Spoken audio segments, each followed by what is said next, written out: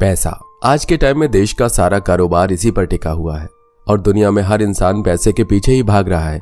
आगे का तो पता नहीं, लेकिन आज की सच्चाई तो यही है कि आम से दिखने वाले नोटों की मार्केट में वैल्यू काफी ज्यादा होती है। पैसे की सबसे बड़ी समस्या यही है कि इसे कमाना ही पड़ता है। हम इसे छाप नहीं सकते, वरना जेल की हवा खानी पड़ सकती है। इसलिए इन्हें जिस तरह से बनाया जाता है वो तरीका अपने आप में ही बहुत खास होता है।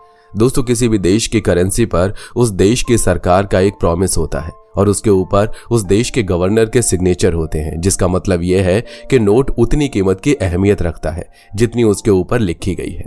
साथ में आज के नोटों में कई सिक्योरिटी फीचर्स भी होते हैं जिससे नकली और असली का पता लगाया जा सकता है। मगर क्या आपने कभी यह सोचा है कि आखिर यह पैसा बनता कैसे है, किस तरह के पेपर का इस्तेमाल होता है और कौन सा असली है और कौन सा नकली, ये कैसे पता लगाया जा सकता है? आज आपको इस वीडियो में इन सब चीजों का जवाब मिलेगा, तो बने रहना वीडियो के एंड तक।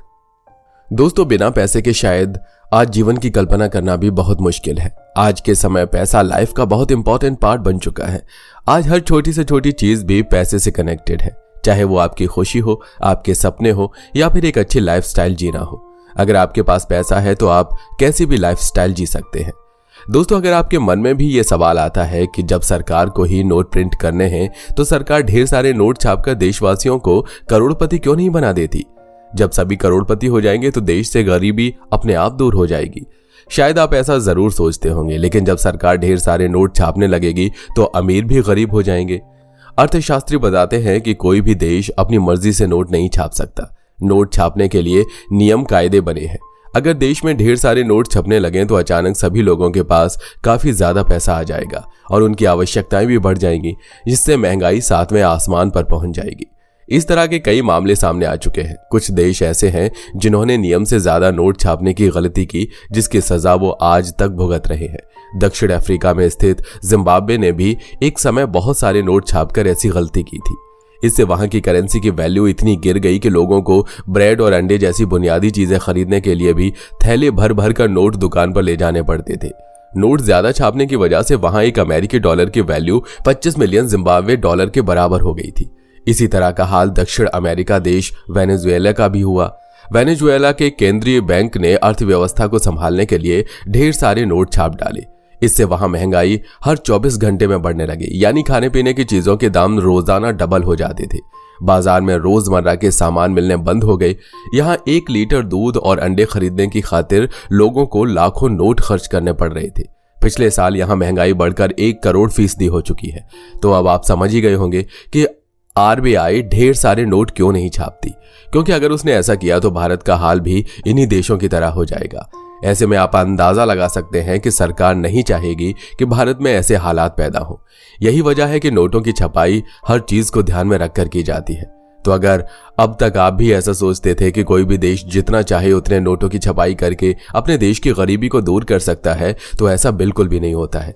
ये बात अब आपको अच्छे से समझ आ गई होगी। तो आइए अब आपको बताते हैं नोटों को छापने के नियम क्या है, ये कैसे और कहां छापे जाते हैं। भारत में नोटों की छपाई के लिए कुल 4 प्रिंटिंग प्रेस बनाए गए हैं, जो कि नासिक, देवास, मैसूर और पश्चिम बंगाल में सालबोनी में नोट की प्रिंटिंग का काम करते हैं।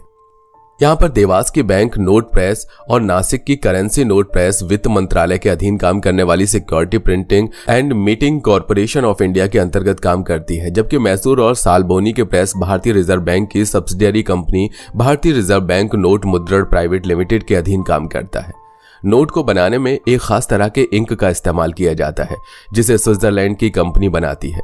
ये कंपनी सिर्फ भारत ही नहीं बल्कि और भी कई देशों में इंक का निर्यात करती है। हालांकि अपने देश के प्रधानमंत्री पहले ही स्वदेशी इंक और पेपर बनाने के लिए कह चुके हैं।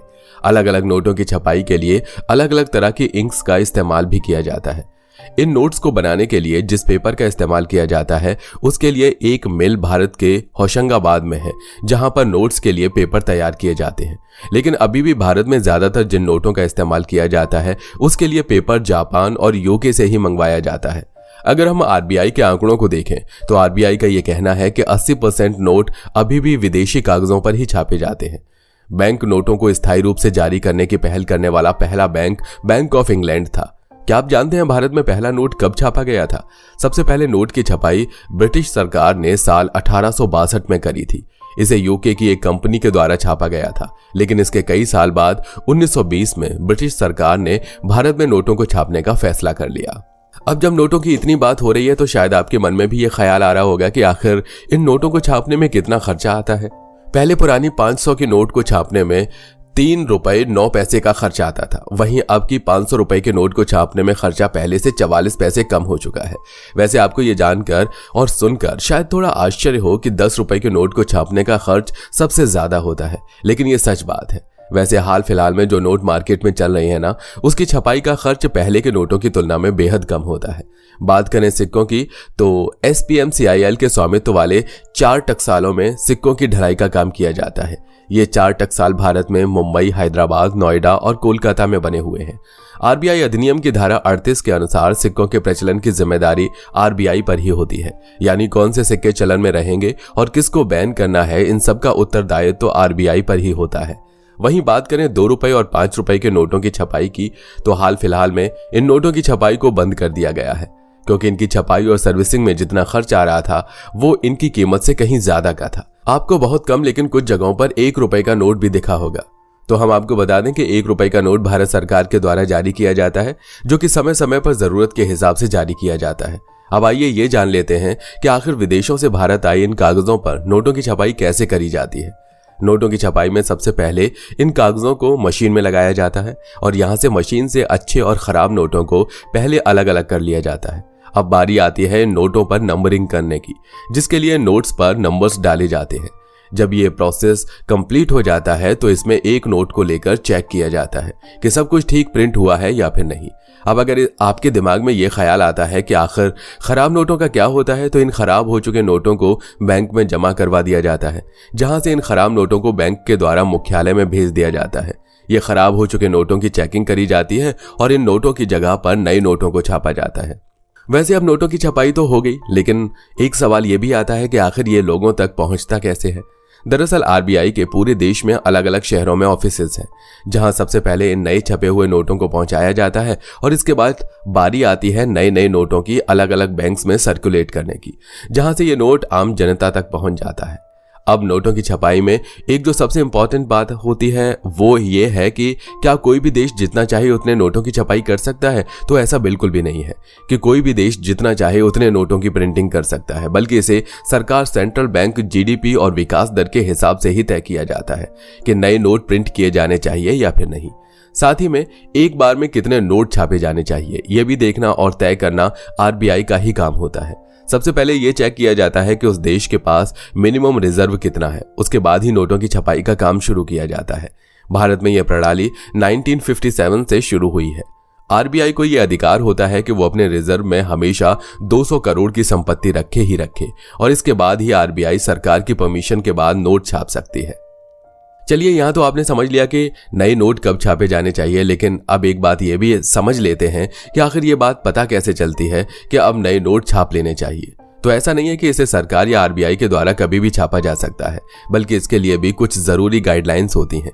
जैसे अगर बात सिक्कों की करें तो भारत के नए सिक्कों की ढलाई का काम रिजर्व बैंक ऑफ इंडिया के द्वारा करवाया जाता है। वहीं बात करें अगर नोटों की तो 1 रुपए का नोट ही सिर्फ इंडियन गवर्नमेंट के द्वारा प्रिंट किया जाता है, जबकि बाकी के नोट्स RBI के द्वारा छापे जाते हैं। लेकिन यहां भी RBI के हाथ बिल्कुल स्वतंत्र नहीं होते।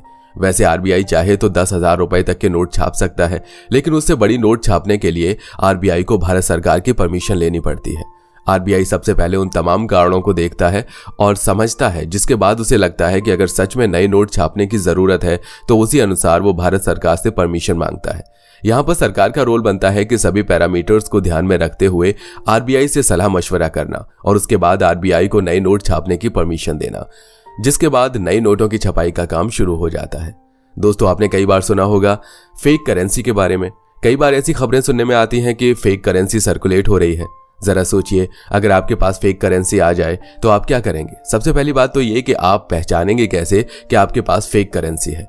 ऐसे में हम आपको कुछ पॉइंट्स बता रहे हैं जिससे आप ये चेक कर सकते हैं कि आपके पास फेक करेंसी नोट है। भारतीय करेंसी में गांधी जी की फोटो वाटरमार्क में होती है। यह वाटरमार्क आपको नकली नोट को असली से अलग करने में मदद करता है। नकली करेंसी बनाने वाले लोग वाटरमार्क बनाने के लिए हैवी ऑयल या ग्रीस का इस्तेमाल करते हैं। इसके कारण वाटरमार्क नॉर्मल से ज्यादा मोटा दिखाई देने लगता है। इसलिए किसी से पैसे लेते समय वाटरमार्क पर ध्यान जरूर दें। नोट पर इंक भी चेक करनी चाहिए। अगर आप फेक नोट को ध्यान से देखेंगे तो आपको खराब छपाई दिखाई देगी। अगर आपके पास एक नकली नोट है तो आपको स्मज्ड इंक या ब्रोकन लाइन दिखाई देगी। इस तरह से भी आप पता लगा सकते हैं कि आपके पास जो करेंसी है वो नकली है। तो उम्मीद है नोटों की छपाई से लेकर उससे जुड़ी हुई छोटी बड़ी जानकारियां आपको पता चल गई होंगी। अगर वीडियो पसंद आई हो तो इसे लाइक करके अपने फ्रेंड्स और फैमिली के साथ शेयर करना बिल्कुल मत भूलिए। आज की इस वीडियो में इतना ही। मिलेंगे आपसे अगली